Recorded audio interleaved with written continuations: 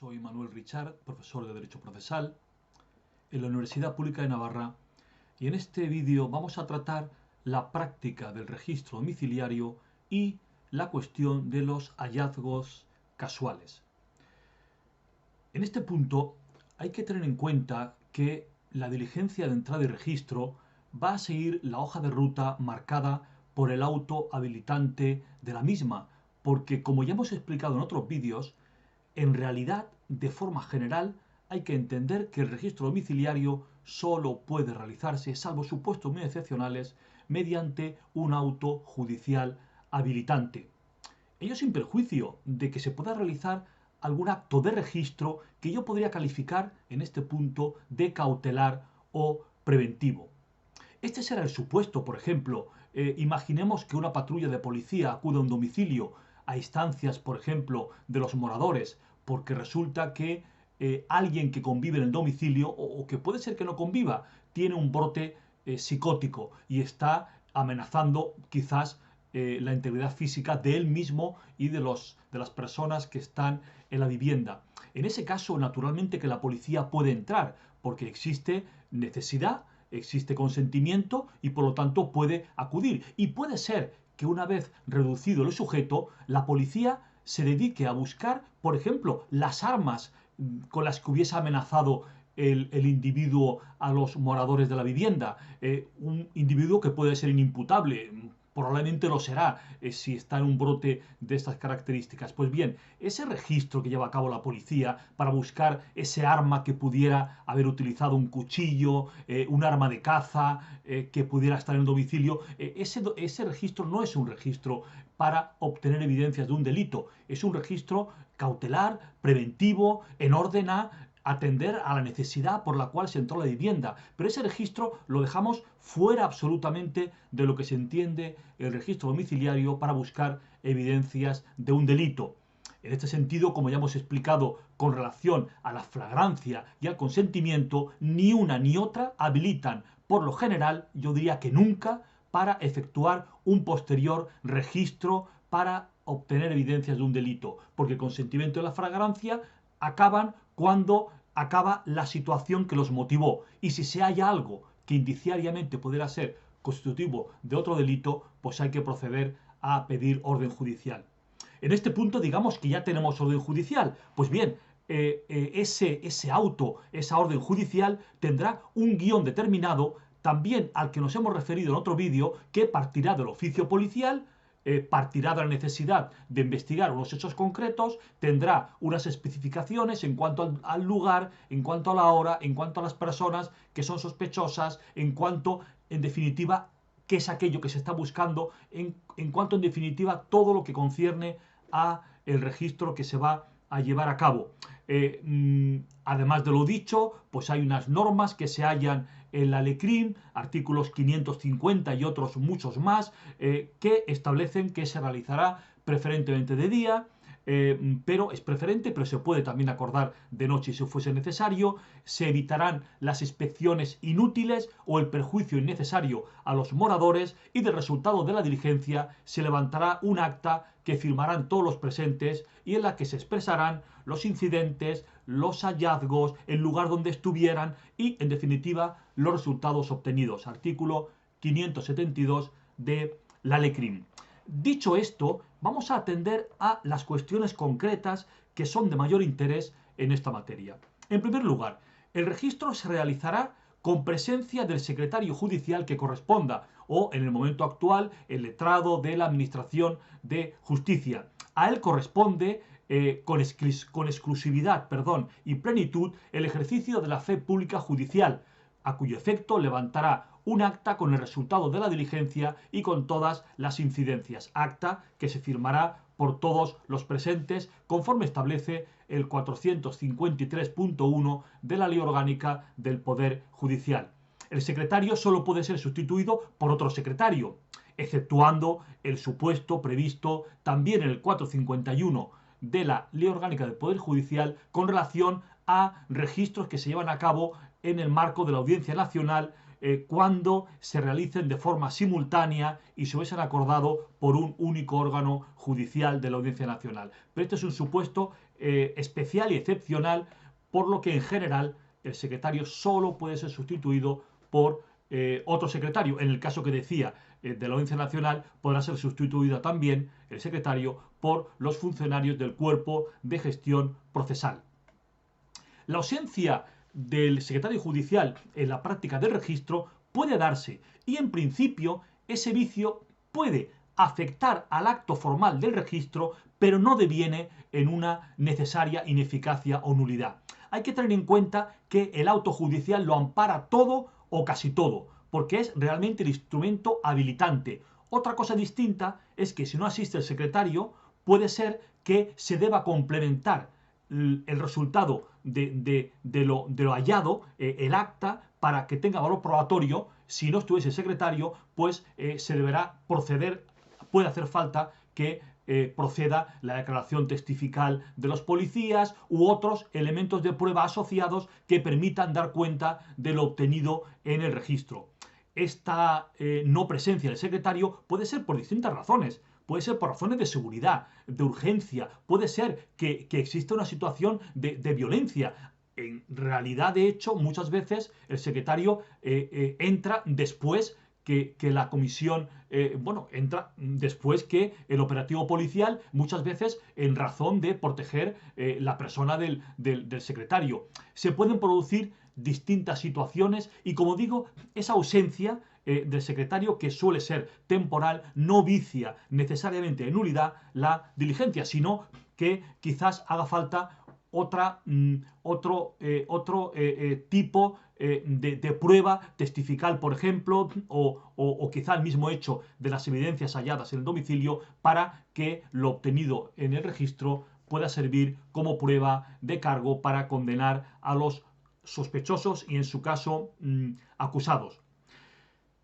En segundo lugar, el auto se notificará al interesado en el momento de practicar la diligencia, pero solamente en ese momento, a los efectos de evitar su prevención. Artículo 566 de la Ley CRIM. Si no fuese hallado el interesado, aquella persona que es sospechosa del delito, se notificará el auto a cualquier persona que estuviera en el domicilio, prefiriendo a los familiares del interesado y siempre que sean mayores de edad.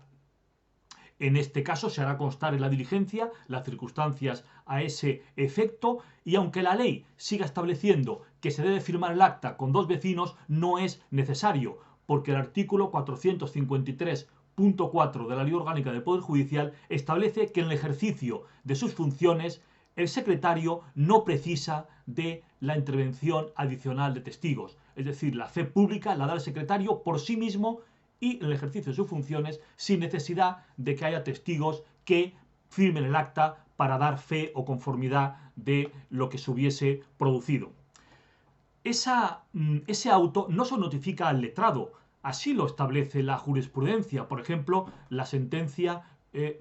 el auto del Tribunal Supremo 688/2017 de 27 de abril, que dice claramente que la ausencia de notificación del auto no es relevante a efectos legales, por cuanto dice que la diligencia judicial se realiza a presencia del detenido, en el caso que lo estuviera, y dice que la urgencia, por lo general, impide la designación y comparecencia del letrado con tiempo suficiente, y que, por lo tanto, esa urgencia, pues, hace que no sea necesaria esa notificación al letrado, por cuanto su presencia tampoco es necesaria.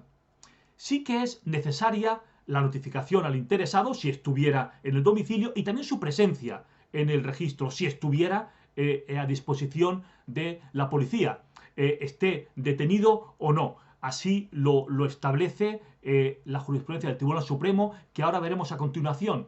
Pero antes de ello hay que referirnos a quién sea el interesado. Antes ya hemos dicho algo sobre ello. Es la persona sospechosa, no es necesariamente el titular del domicilio. En este sentido, la jurisprudencia, sentencia 680 de 2010 de 14 de julio, dice que lo determinante no es quién sea el propietario civil del inmueble, sino que lo importante es cuál sea el morador cuya intimidad va a ser sacrificada en razón de su indiciaria conexión con un hecho delictivo de especial gravedad. Por lo tanto, Por lo tanto, bastará con que esté presente, si puede estarlo, porque luego veremos que hay circunstancias que pueden impedirlo, que esté presente la persona que es la que realmente es interesada en cuanto que es sospechosa.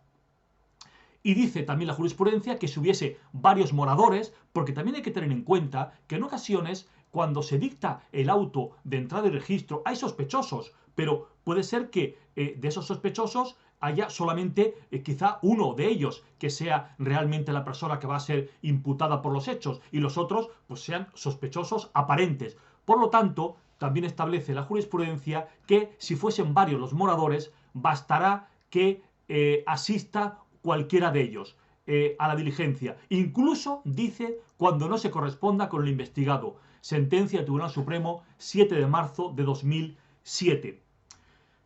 Claro, puede ser, decía, que el interesado, el sospechoso, puede ser que no asista por diferentes razones. Y esas razones están previstas en la jurisprudencia. En este sentido, la sentencia siempre de la Sala de lo Penal 420 del año 2014, de 2 de junio, establece que es necesaria la presencia del interesado máxime cuando estuviese detenido, pero dice, esa regla no es aplicable en supuestos de fuerza mayor, en los que la ausencia del inculpado, pese a encontrarse a disposición policial, esté justificada. Y dice, por ejemplo, en casos de hospitalización del imputado, de detención en un lugar muy alejado del domicilio, o bien en caso de registros practicados simultáneamente en varios domicilios. Pues bien, en esos casos y en cualquier otro que justifique la no presencia de la persona interesada, esté o no detenida, pues en ese caso, pues la diligencia será válida a pesar de que no se haya realizado en presencia del interesado, detenido o no. Ahora bien, asistido, o mejor dicho, asistiendo el interesado a la práctica de la diligencia, no está prevista, no tiene derecho a ninguna clase de contradicción. Es decir, el interesado tiene derecho a permanecer pasivamente observando la práctica de la diligencia, pero no tiene ningún derecho a formular manifestaciones o a contradecir lo que se está llevando a cabo por los agentes. Cosa distinta es que se le pueda preguntar y que pueda colaborar en el registro, pero no tiene derecho a establecer una contradicción con la comisión judicial, incluida en ella la policía. Cuarto lugar, no se exige la intervención de abogado en la práctica de esta diligencia, por lo que su ausencia no la invalida.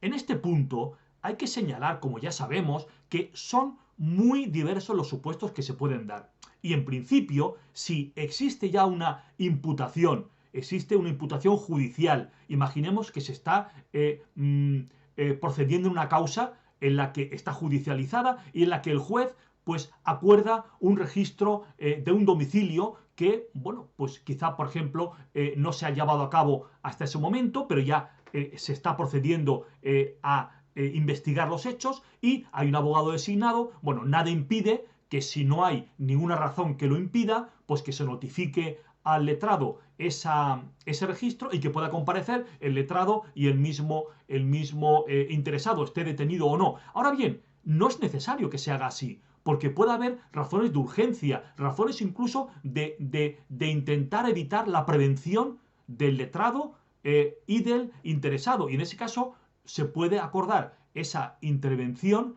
ese registro en domicilio, sin notificar al letrado y sin que sea necesaria su intervención.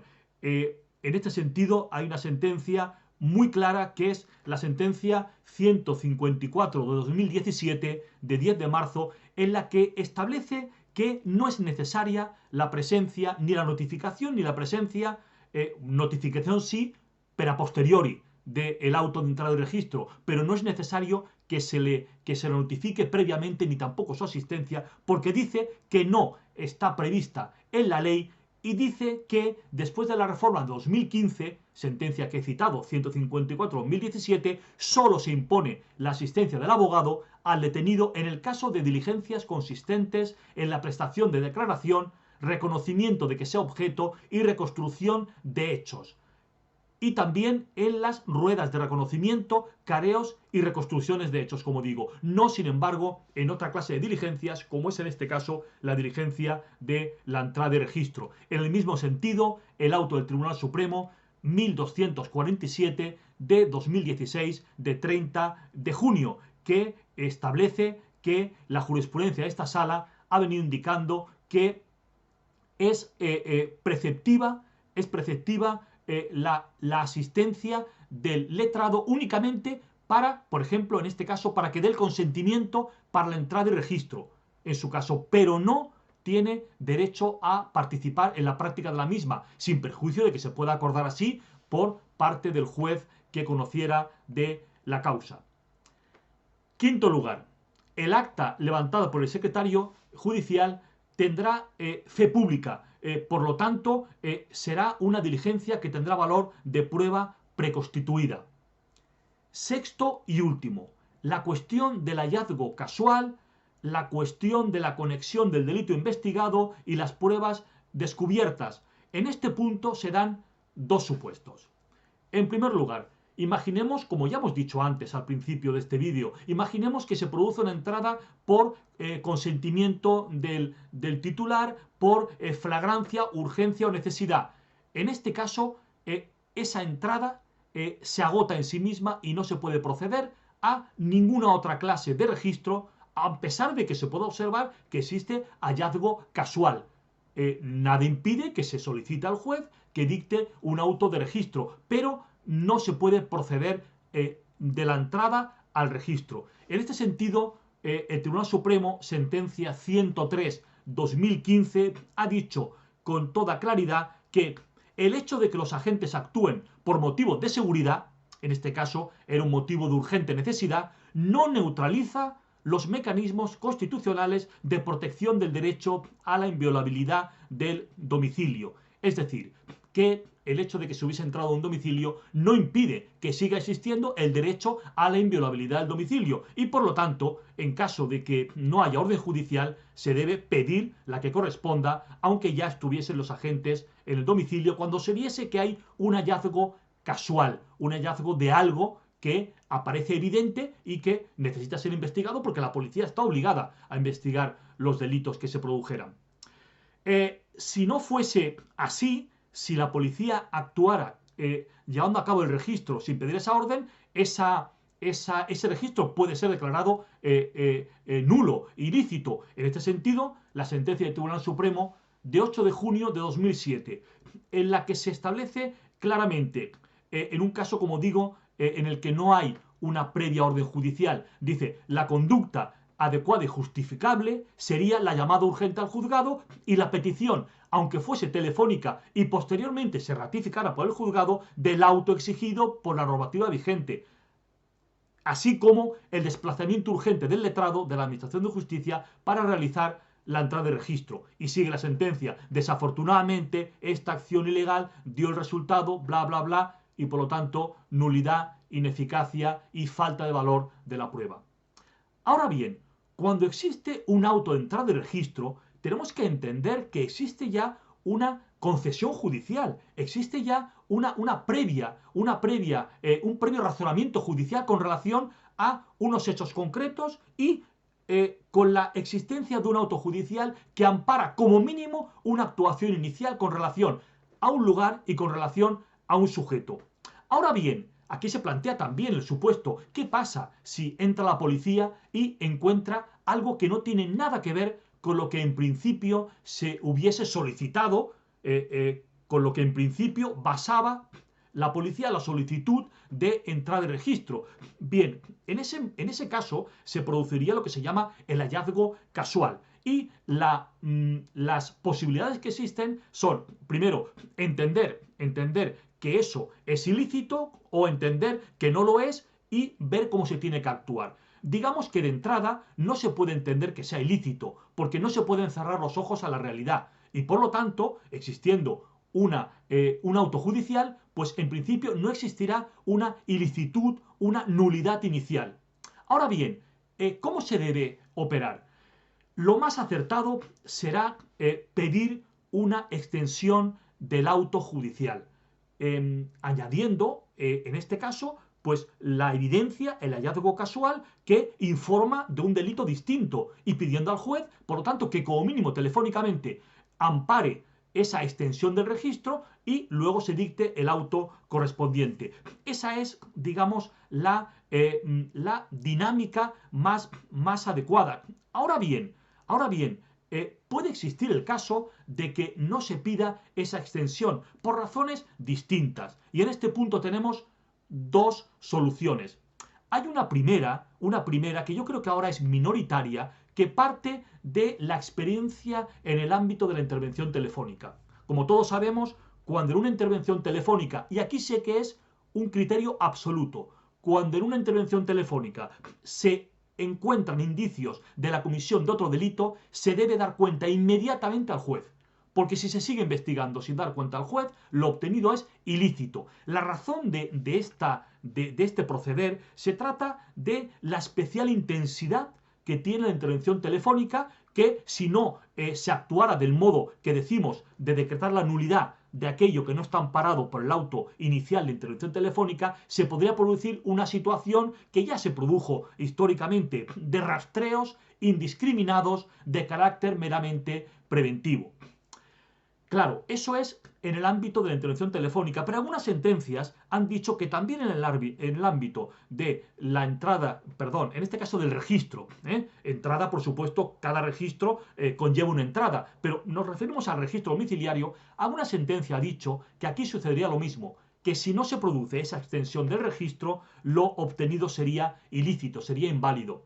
El problema, como sabemos, es que en ocasiones las cosas no son como deseamos y pueden existir pues errores, omisiones que puedan conllevar que la sala que juzga el caso se encuentre ante una situación de crímenes de una gravedad importante en los cuales se ha producido un hallazgo casual y que, bueno, pues se encuentra en la tesitura de determinar qué pasa con esas evidencias. Y por eso, la segunda opción, que yo creo que ahora ya es mayoritaria, es entender que esos hallazgos son aptos, son válidos, pueden constituir prueba de otro delito, a pesar de que no se haya producido esa petición de extensión inicial del registro, siempre y cuando no se aprecie que existe mala fe por parte de la policía. Esa mala fe puede ser referente a algún tipo de, bueno, pues de, digamos,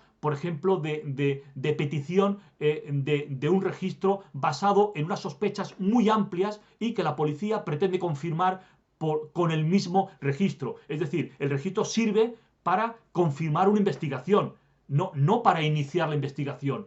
En este sentido, hay una sentencia inicial en esta materia, que es la sentencia del Tribunal Supremo, Sala Segunda siempre, 981 de 2003 del malogrado magistrado Maza, en la cual se establecen los criterios que comentaba hace un momento. Sentencia del Tribunal Supremo 981 de 2003 de 3 de julio.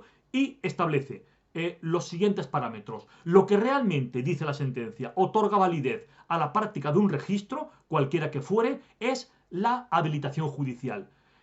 El auto judicial es como el bálsamo de Fierabras que aparece en el Quijote, el bálsamo que todo lo cura.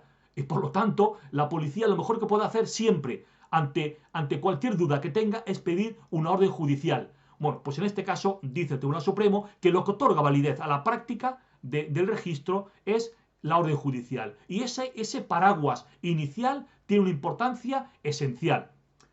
Prosigue, cualquier hallazgo que en tales circunstancias con una orden judicial se produzca no puede ser tachado, dice, de irregular, yo diría no puede ser tachado de ilegal a la vista de que está en el marco, se halla en el marco de una diligencia acordada por el juez. Ahora bien, acaba la sentencia, tan solo si se advirtiera que todo ello puede responder en realidad a un designio intencionado de los funcionarios solicitantes del registro, que fraudulentamente hubieran ocultado, al juez autorizante, por las razones que fueren, el verdadero motivo de su investigación. La violación, en este caso la violación del domicilio, habría de entenderse que se ha producido de una forma nula. Es decir, cuando por razones fraudulentas. Como decía antes, a veces no es ni por fraude, es por ignorancia.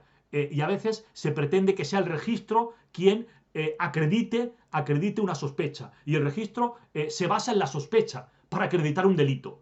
Entonces, en este caso, pues podría ser que se declarase nulo el registro.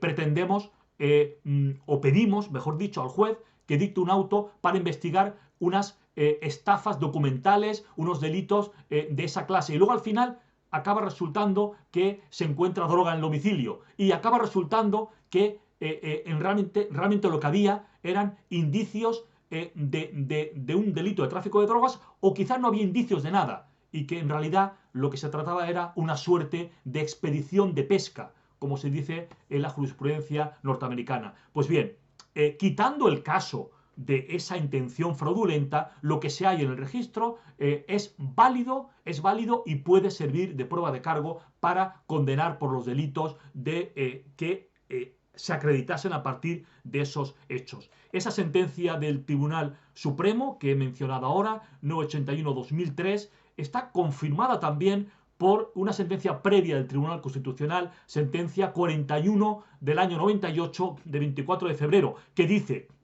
textualmente: el que se estén investigando unos hechos delictivos no impide la persecución de cualesquiera otros distintos que sean descubiertos por casualidad al investigar aquellas, pues los funcionarios de policía tienen el deber de poner en conocimiento de la autoridad penal competente los delitos de que tuviera conocimiento, siempre y cuando existiera, digo, un auto judicial primero habilitante.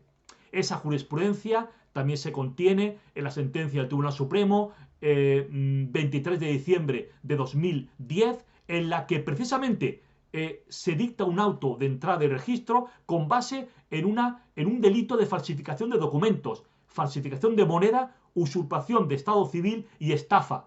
En este caso se dicta un auto judicial por un juez de Mataró y al final se hallan estupefacientes. Digamos que pudiera parecer fraudulento. Sin embargo, entiende el Tribunal Supremo que no existe fraude, por cuanto, en primer lugar, los agentes de policía procedieron a llamar, en este caso fue en realidad el secretario judicial que procedió a llamar al juez para que ampliara el registro. El juez lo accedió a ello telefónicamente y luego dictó el auto. Pero más allá de esa circunstancia, el Tribunal Supremo dice: el hecho de hallar en un registro domiciliario válida y fundadamente autorizado en su origen efectos u objetos distintos de los correspondientes al ilícito inicialmente investigado no convierte en ilegal la práctica de la diligencia así realizada, de modo que si el auto judicial inicial contuvo todos los requisitos necesarios, esa primera entrada fue lícita y solamente se podrá decretar que lo hallado no puede ser prueba cuando se entendiera que existe ese fraude. Finalmente, también en ese sentido se pronuncia la sentencia de 18 de mayo de 2016, también del Tribunal Supremo,